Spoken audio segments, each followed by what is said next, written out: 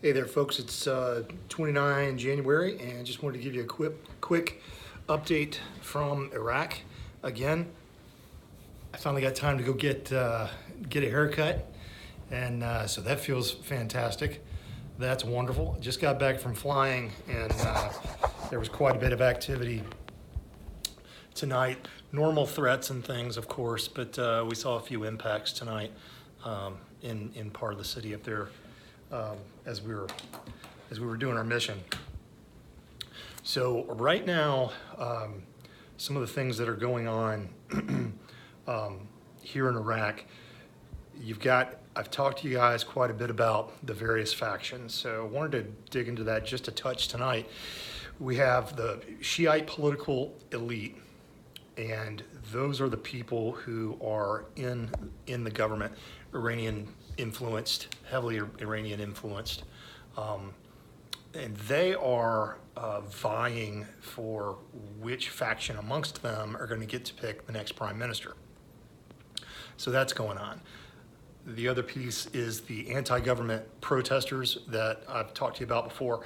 Those folks are mostly student age, youth, more youthful, and they are specifically protesting against the corruption that is in the Iraqi government.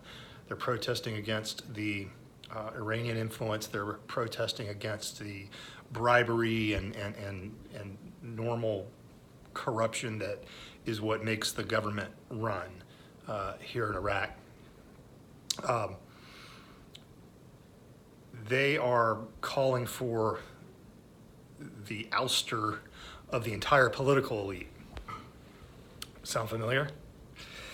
At any rate, that's what they are after. They want the entire political elite out of here. They want them gone. They want all that corruption gone. The Iranian forces were kind of hoping that all this anti-American sentiment would get the protesters off of their main objective of anti-corruption. It hasn't so far. There's been quite a few. The government forces have been cracking down on these anti-government protesters. Very targeted, very tactical, snipers targeting leaders, violent disruption of all their support. Recently, they burned a bunch of the shelters and tents and things that these folks were living in while they're organizing and conducting the actual protests. So lots of stuff going on, and again, it's one of those situations I would really encourage everybody to look at. Our founders were very wise with a lot of the rights that they guaranteed in the Constitution, and two of them, freedom of speech and the guarantee of the right to bear arms. I tell you, I look at it every day, what happens when the government has arms and the people are disarmed, and it's just real ugly. Like I've said before, we're well over 500 killed at this point since October, and well over 20,000 injured at this point.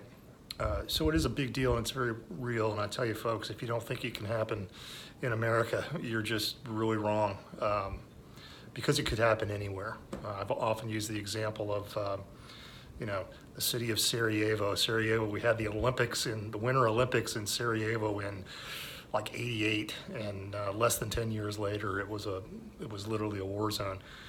It can happen in just about any place. So, well, anyway, I just wanted to roll through those few things with you tonight. A little bit longer than normal, but I thought it was important to kind of discuss a little bit of that background. Thanks for watching. I'll talk to you later when there's something worth updating. Go out and crush it, and have a great day, have a great evening. See ya, bye.